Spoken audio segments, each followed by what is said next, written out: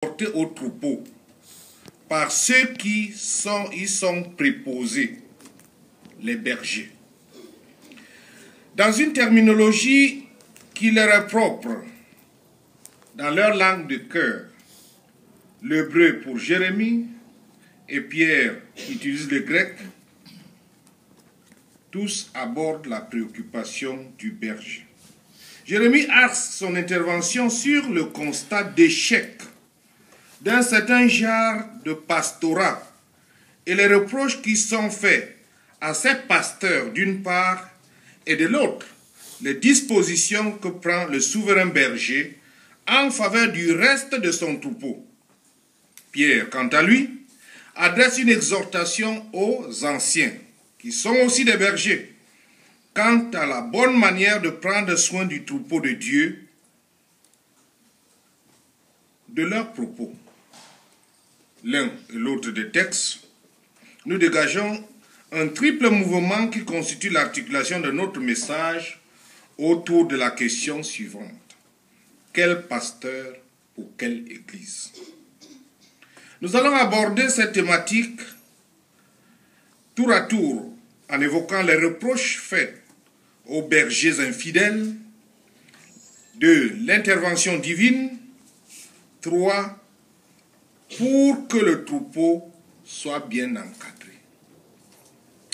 Des reproches aux bergers infidèles. Jérémie est appelé au ministère prophétique en Juda dès sa fraîche jeunesse. Autour de 609 avant Jésus-Christ, le contexte de son ministère, ainsi que le roi Josias, a engagé une réforme politico-religieuse vers 622, réforme à laquelle le prophète Jérémie donne son adhésion et apporte son soutien par ses prédications. Mais il est bien loin d'être le seul à prétendre parler au nom du Seigneur. Il y avait en effet une pluralité de sons prophétiques, parfois discordants, si bien qu'il n'était pas forcément aisé de distinguer le vrai du faux.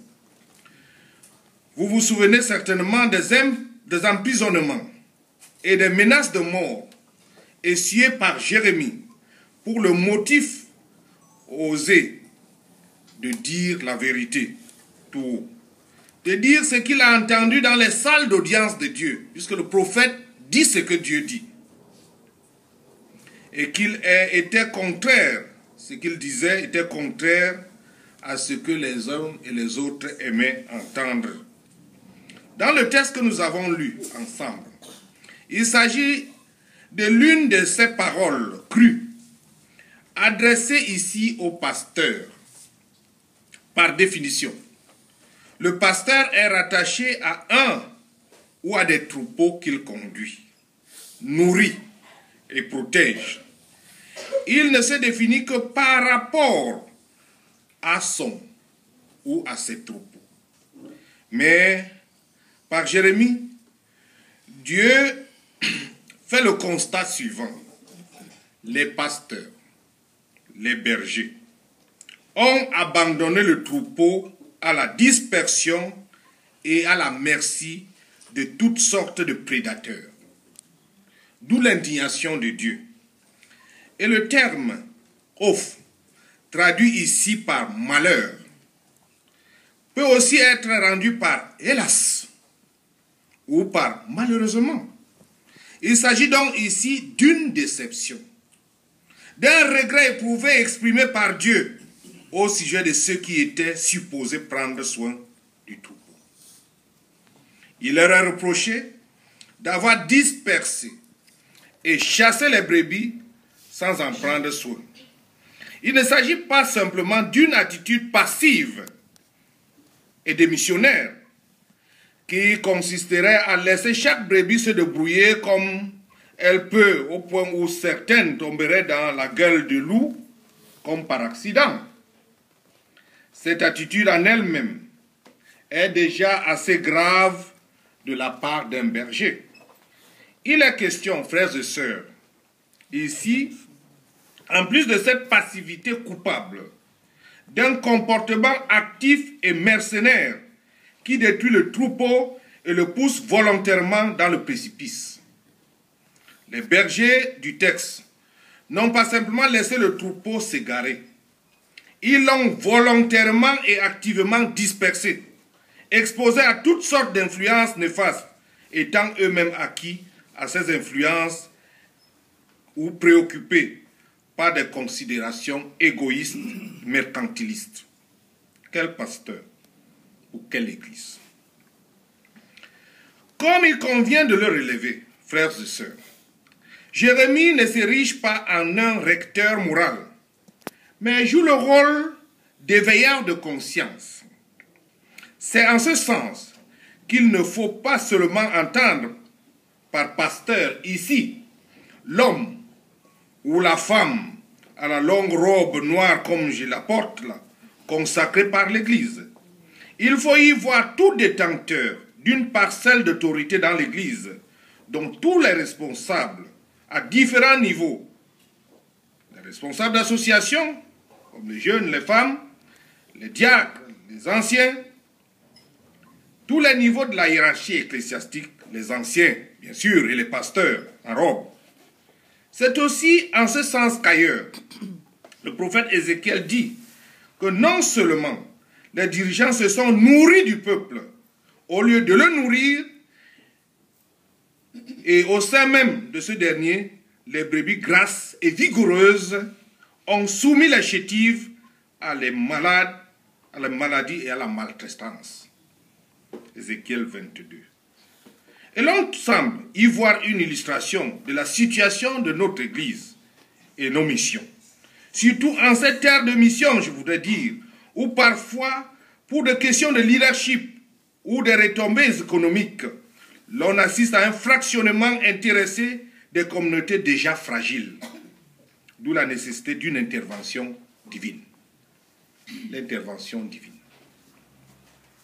Dieu, indigné, ne peut pas laisser son peuple à la merci de tous les déboires possibles. Sa vigoureuse intervention s'oriente dans deux sens. Contre les mauvais bergers d'une part et pour les brebis de l'autre. Il annonce un châtiment contre les bergers infidèles à cause de la méchanceté de vos actions, leur dit-il au verset 2 de Jérémie. L'expression « poked » alekem, traduit par « vous châtierez », introduit également une idée de vengeance. Dieu va se venger. C'est-à-dire que Dieu se venge, ou plutôt venge son peuple contre ceux qui, appelés à s'en occuper, ne l'ont pas fait. En quoi de plus terrible que de tomber ainsi entre les mains du Dieu vivant. Dieu se venge. Tandis que les antivaleurs semblent être érigées en valeurs, frères et sœurs, et que la relativisation tend à normaliser tous les écarts et à écarter toutes les normes, Dieu reste attentif. Dieu n'est pas distrait. Il ne fermera pas les yeux sur la démission de l'Église alors que le monde va à sa dérive. Et le peuple dans lequel vous êtes placé est un témoignage. Dieu n'usera pas forcément d'anesthésie face à la déliquescence morale ambiante au sein même de l'Église et de la mission. Il agira et parfois de manière inattendument vigoureuse. La vengeance de Dieu. Mais aujourd'hui encore, comme dans le texte lu, Dieu ne se limite pas à une action vengeresse contre les bergers infidèles. Il prend soin de ses brebis. Dieu s'engage en effet, frères et sœurs, à deux actions ici en faveur du troupeau. Il en rassemblera le reste. Et il lui donnera un nouveau berger qui prendra soin de son troupeau. Quel pasteur pour quelle église? Le troupeau n'est troupeau en effet que parce qu'il est rassemblé et constitue un tout. le troupeau. Des brebis éparses sur les flancs d'un coteau ne constituent pas un troupeau. Que lorsqu'elles ne constituent le troupeau que lorsqu'elles sont rassemblées en un lieu et mises toutes sous la conduite d'un même pasteur. Dieu a donc le souci de ramener ces brebis en un seul et même troupeau. Mais il convient de noter dans le texte qu'il s'agit bien d'un reste. Parce que, hélas, quelques-unes se sont égarées à la merci des loups et autres prédateurs.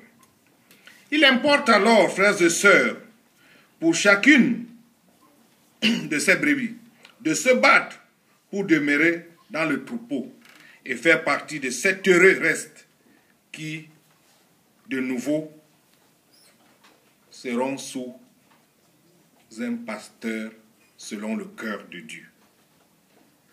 En troisième lieu, pour que le troupeau soit bien encadré. Chers amis, frères et sœurs, Dieu promet une nouvelle prolifération du reste de son troupeau rassemblé et s'engage à lui donner des bergers qui en prendront soin, de sorte à dissiper toute peur.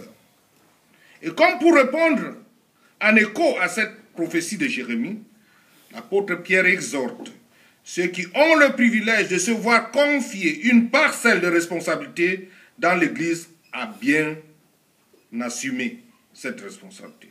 Dans cette exhortation, l'apôtre procède de manière dichotomique.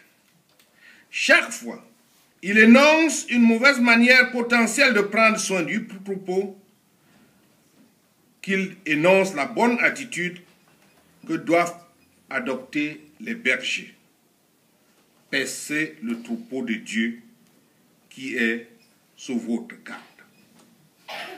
Premièrement, non par contrainte, c'est-à-dire malgré soi, à contre-cœur, non par obligation, comme si l'on vous y forçait, mais volontairement, ou de plein gré, c'est-à-dire de gaieté de cœur, avec amour.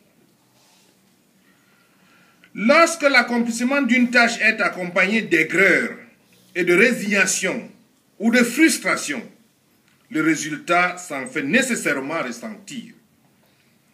Il est trop souvent, ces derniers temps, dans l'Église, que des hommes ou des femmes sont poussés, ou ces officiers de l'Église sont poussés, et les membres aussi, à l'aigreur. Quel pasteur alors? Pour quelle Église? Non pour un gain sordide, c'est-à-dire non pour un profit honteux et malhonnête, non par cupidité, c'est-à-dire par désir de s'enrichir, mais par dévouement. Le dévouement est en effet cette disposition de cœur à se consacrer à une personne ou à une cause. L'on entend trop souvent parler aujourd'hui des joies du ministère pour montrer tout ce que le pasteur peut avoir comme profit pour rendre service. Et ça devient parfois quelque chose qui n'a plus son sens dans l'accompagnement de l'ouvrier qui mérite son salaire. C'est-à-dire toutes sortes de privilèges et d'avantages que s'arrogent certains au nom du ministère. Et alors encore, quel pasteur pour quelle église? Non, pas comme dominant sur eux. Le berger ou le responsable, à quelque niveau que ce soit, ou les responsables d'associations, les diacres, les anciens et les pasteurs. Le berger donc, à quelque niveau que ce soit, dans l'Église, n'est ni un empereur, ni un roi. Il est simplement un primus inter pares, c'est-à-dire un premier parmi les semblables. Et c'est-à-dire, et à ce titre, qu'il doit être un modèle pour les autres. Modèle. Un exemple à copier. Et qu'on peut imiter comme si on imitait le Christ.